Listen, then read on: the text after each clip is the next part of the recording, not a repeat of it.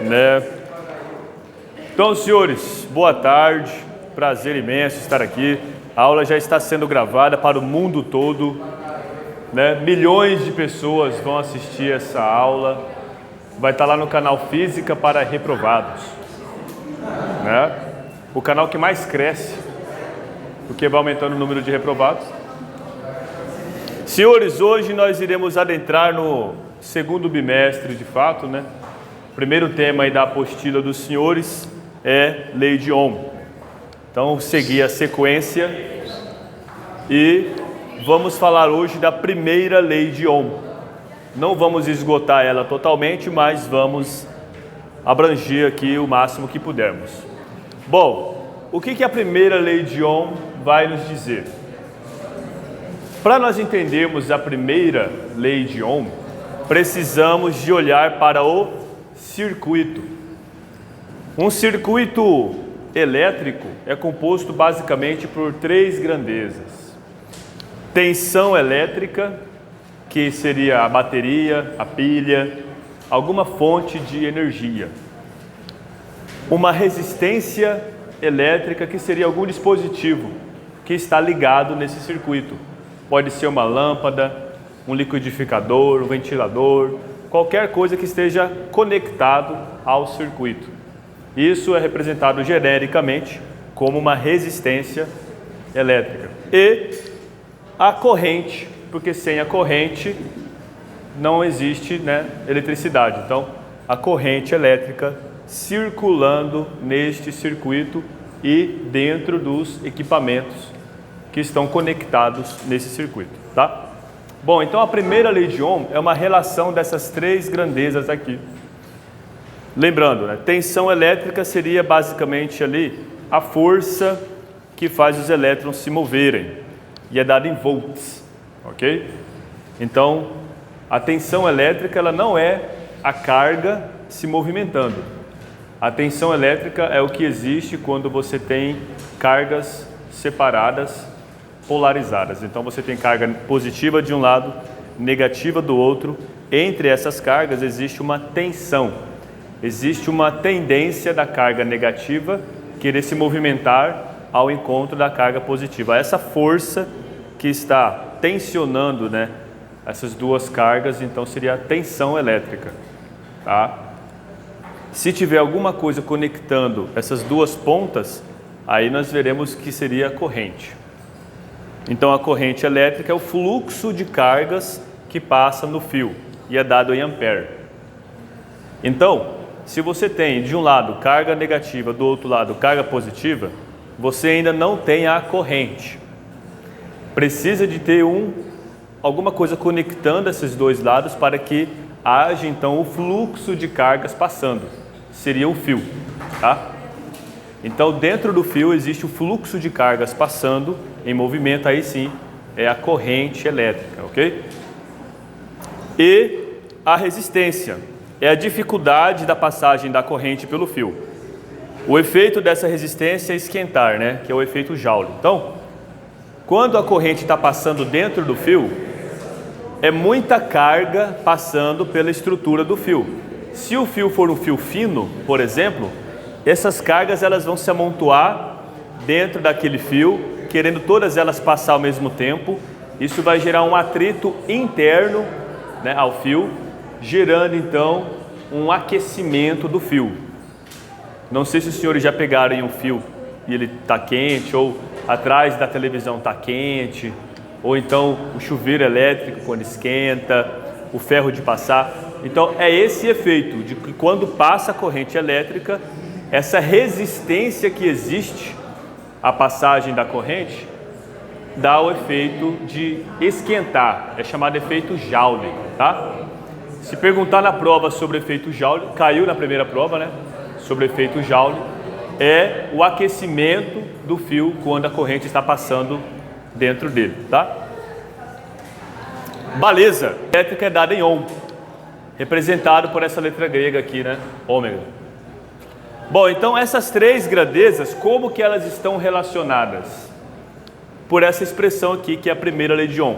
Tensão elétrica é igual a resistência vezes a corrente, chamado Uri. Uri, ok? Uri. Vamos ver um exemplo que eu tirei da apostila dos senhores, na exercício 1 da página 5, ok? A diferença de potencial entre uma nuvem e a Terra é de 3 vezes 10 à oitava volts, né? Altíssimo. E a corrente da descarga é de 10 a 5 amperes. Isso aqui é uma corrente. Qual que é a resistência do ar? Então, como que a gente calcula? É um exercício que envolve as 3 grandezas que nós estamos estudando: tensão, resistência e corrente. Vamos representar o problema aqui para os senhores entenderem. Então, temos uma nuvem lá no céu, supercarregada. Essa nuvem está supercarregada. Por que se acumulam cargas na nuvem? Porque a nuvem ela é composta por partículas, né? E aqui na nuvem tem umidade, tem poeira. Então aqui na nuvem tem vários tipos de partículas. E essas partículas elas estão se atritando. E nós vimos que quando 2 corpos se atritam, eles começam a ficar carregados, porque estão trocando cargas, ok? Então eles ficam se atritando, fica acumulando mais matéria se atritando, eles ficam então uma supercarga gigante lá no céu. Aqui nós temos a Terra. Então nesse momento existe uma diferença de potencial, ou seja, muitas cargas, vamos supor, negativas aqui acumuladas, muitas cargas negativas acumuladas, e a Terra, por ser neutra, né, vai ser um potencial zero.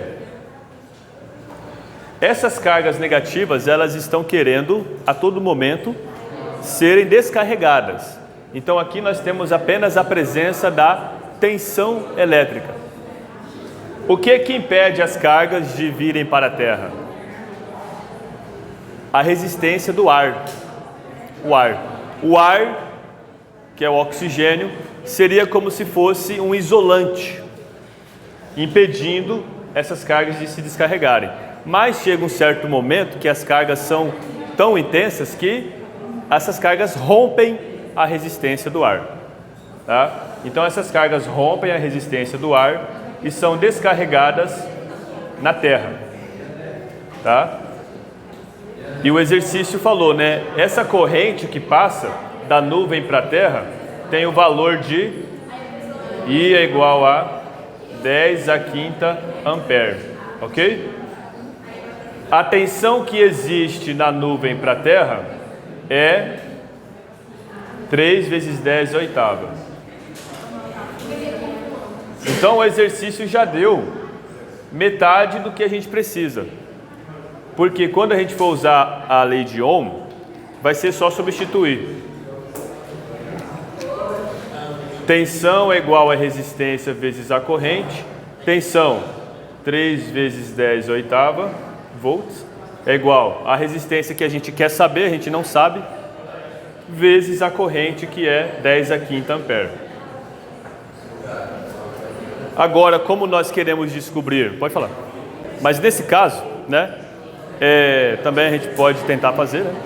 Mas aqui, ó, uma vez que a equação está montada, a variável que a gente quer descobrir é a resistência.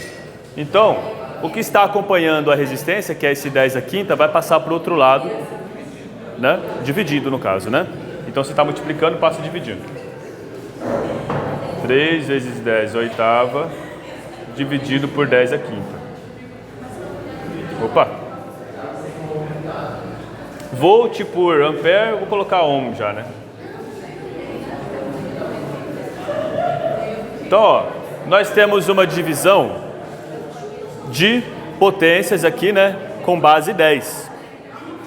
O que acontece com os expoentes quando nós fazemos uma divisão com potências de base, de mesma base? Subtraímos, né? Então nós pegamos aqui, ó, vai ficar 3 vezes 10 elevado a 8 menos 5, né? Então a resistência é igual 3 vezes 10 a terceira ohm, ou 3.000 ohms. Ok? Então essa é a resistência do ar, 3.000 ohms, tá? Resistência muito alta. Beleza? Ó, última parte aqui. Um resistor, os senhores já abriram uma placa eletrônica, uma placa de carrinho de controle remoto, uma placa de, né? Viram que tem aqueles dispositivos coloridos? Aquele lá é o resistor, né? Vou trazer o slide depois para vocês verem. O resistor, ele é dito ôhmico se for constante. De acordo com a primeira lei de Ohm, se a gente for isolar a resistência, fica tensão dividido pela corrente, que vai dar um valor constante. Então, se você tem um gráfico de tensão por corrente, a resistência vai ser a reta, a inclinação da reta, tá? Então nós temos aqui, por exemplo, né? Para cada valor de tensão, nós temos um valor de corrente respectivo. E que se nós formos fazer a razão dos valores de tensão por valores de corrente, vai dar sempre o mesmo valor. 4 dividido por 2 é 2, 6 dividido por 3, 2, 8 dividido por 4 é 2. Então a resistência aqui seria 2, no caso, né? E é um resistor ôhmico, porque ele é constante, tá? Ele é sempre constante. Por quê? Porque tem resistores que tem o valor que dependem da temperatura. Ele esquenta, ele fica mais resistente. Esse aqui, não, ele é um resistor ôhmico, então ele só depende aqui da tensão e da corrente. Olha só um outro exemplo. Bom exercício de prova, hein?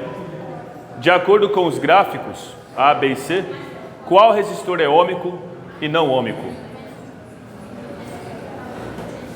Né? Qual que seria um resistor ôhmico, cujo valor seria constante? Como que nós fazemos para descobrir isso? A inclinação da reta aqui, ela é constante? O que é a inclinação da reta? Seria, no caso, a medida do ângulo que se forma, né? Aqui, ó, o ângulo. O ângulo da reta com relação à horizontal é sempre o mesmo, né? Se a inclinação da reta é sempre a mesma, quer dizer que essa razão aqui vai ser constante. A inclinação da reta aqui é a mesma? Né? A inclinação da reta aqui é a mesma, o ângulo aqui é o mesmo. Esse é um resistor ôhmico. A inclinação aqui é a mesma? Não. Então esse aqui já não é um resistor ôhmico. Aqui, a inclinação é a mesma? Sim, né? Então aqui nós temos um resistor ôhmico também. Dentre esses dois resistores ôhmicos, qual que tem maior valor? O A ou o C? O que tem maior inclinação, que é o C, né?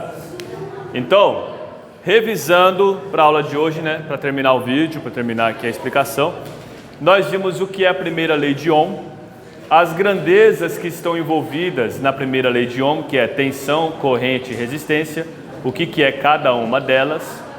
Vimos a expressão da primeira lei de Ohm, como que é a representação em um circuito, um exemplo prático para poder calcular a resistência aqui, né, sabendo a tensão e a corrente, e resistor ôhmico e os gráficos de resistência no gráfico de tensão por corrente.